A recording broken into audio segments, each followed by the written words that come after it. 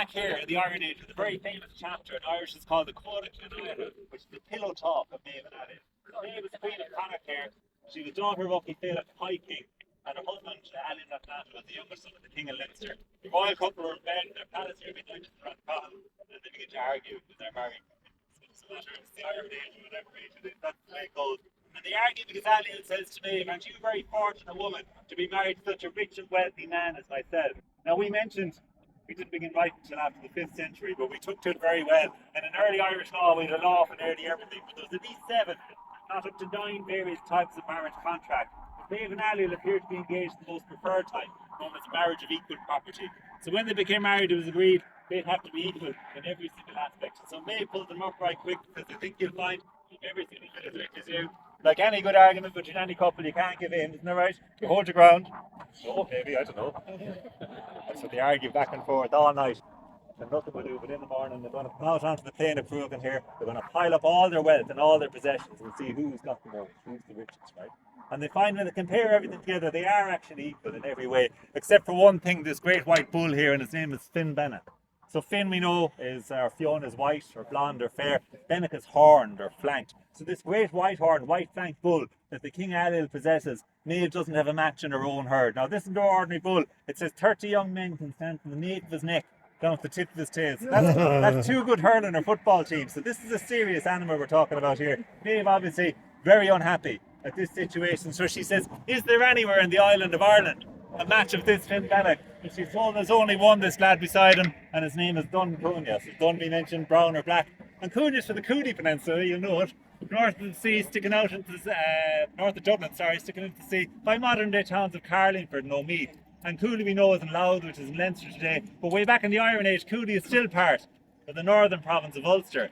And so Maeve immediately sends 9 messengers from her palace here in Rathcroghan clear across the country to ask the owner of the bull. His name is Dada MacDiarmid for a lend of it.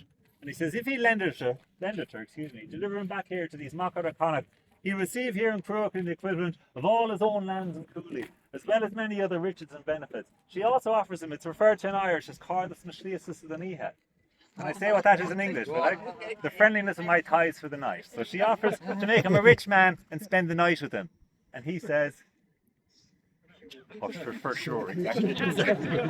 For sure. This is a very good deal. And he's so happy. You're dead right. No, you're spot on. He definitely does. And he's so happy at the bargain, he puts on a feast for the messengers, which they accept. And they start feasting and start drinking, and of course, this is where all the trouble starts, because they start to boast. And they boast, well, Maeve's the most powerful woman in Ireland. Sure, if Dara had refused the bull out of her, she's just going to take it off him anyway. It was only out of politeness he was asked. And of course, he overhears this. He's furious at the insult. Says the Connacht boys, out of my house.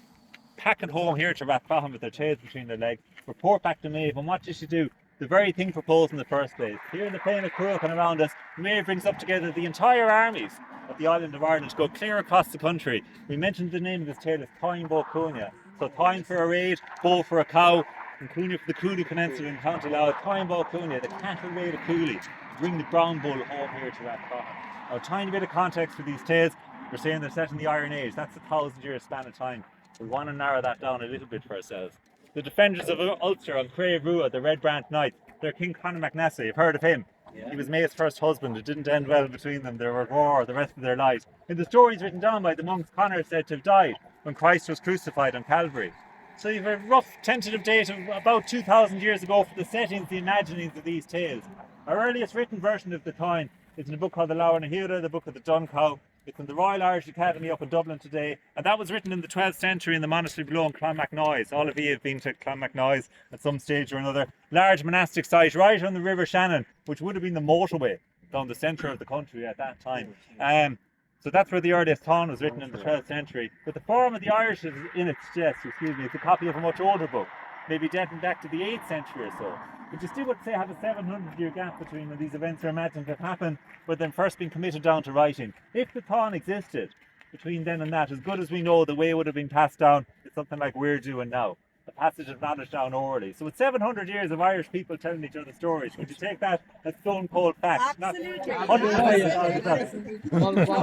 make this point because we get a lot of foreign visitors this time of year. When we were young and we were in school, this was history.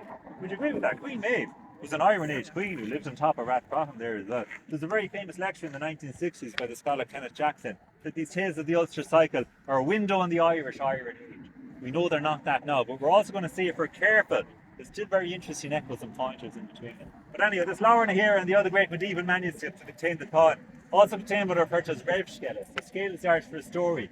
These are foretales that set the scene for the thon itself. Because I mentioned these Red Branch Knights, these are some of the fiercest fellas around. Why does he do that? They may have not hesitate to go straight into their territory, take their brown bull without buyer or leave, and the reason for this is they're lying under a curse of a goddess referred to as Macha. Now this goddess Macha, very much associated with Ulster in the north, so she names Amon Macha, the royal site in County Armagh, and Armagh itself, the Irish for Armagh we know is Ard Macha. So Machas hike their peak, so you have County Armagh, City of Armagh, and the royal